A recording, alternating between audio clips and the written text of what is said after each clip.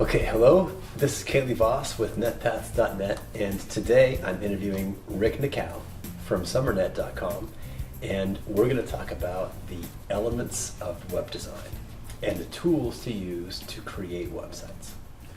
Yeah, so I wanted to just do like a brief general overview of, I guess most of them are going to be kind of like the Adobe suites, but just what it takes to do web design. So I thought I'd start with Dreamweaver, it's a basic tool, the HTML, it's a collaboration to bring everything together. Photoshop, actually photography before Photoshop, so you go out and take the pictures, you got to be able to light and frame the objects well, and then you can do post-production work in Photoshop to enhance the photos. Have good camera. Good camera. Video, if you're going to go that route, that would be After Effects. You can use, you're starting to get into that multimedia range. Some of the other ones would be all the languages, so HTML, basic web scripting language. CSS would be your styling. And if you went on client-side applications, it'd be JavaScript. If you went on server-side applications, it would be PHP. So server-side elements could be, it's referred to as dynamic website building.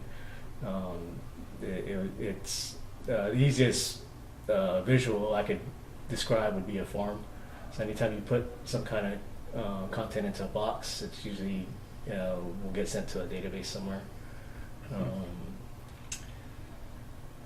So those are some great kind of fundamental tools of setting up a website. What are some of the ways to help manage content and let users update their sites themselves? Well, there's a difference between like you could say pure HTML custom website building and getting into the realms of content management systems. So there are some of the bigger ones out there: WordPress, Joomla, Drupal. Basically, it pulls the tool, the HTML tool creation from your client, and it puts it on the server. So you don't have to have any of the software to run those kind of sites. It's more or less like a Facebook on steroids, where you have these boxes and you fill them in and you hit publish, and then they'll build the web pages for you, and it's all done on the cloud or on servers. So it makes it a lot easier for a person with little experience to create pages. Yeah, it breaks that barrier of actually learning code, because then all you're doing is just entering your content in these fields. And that brings to a good point too, is copywriting is an extremely important part of web design.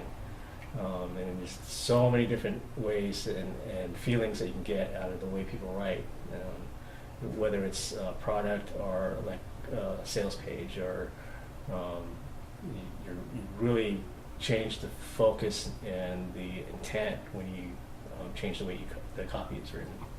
The process of putting all those pieces together, that's what forms the website. And the wrapper element around that is the web designer to put the proper feel around all the content pieces that are coming together to make the presence of the website feel important, or hit the goal that the designer is trying to get to. So the tools can only take you so far. You've got to have people that know how to use the tools and have creativity and skills to actually get it into something that's usable and workable and looks good. Yeah, when I look at putting all that stuff together, I even consider those are all separate professions. You can be a full-time photographer, you can be a full-time writer, you can be a full-time After Effects guy. And to assume that a web designer is an expert in all those fields nowadays I think it's harder and harder to do because it requires more and more time on each piece of software and study to get it right. So you can push it so far, but again, I think each one could be its own profession. Exactly. So those are some great tips of the tools you need to create websites and a little bit about the fundamentals of how websites are created. To learn more, contact Rick at summernet.com. And again, I'm Kaylee Voss with netpaths.net. Thanks for watching. Cheers.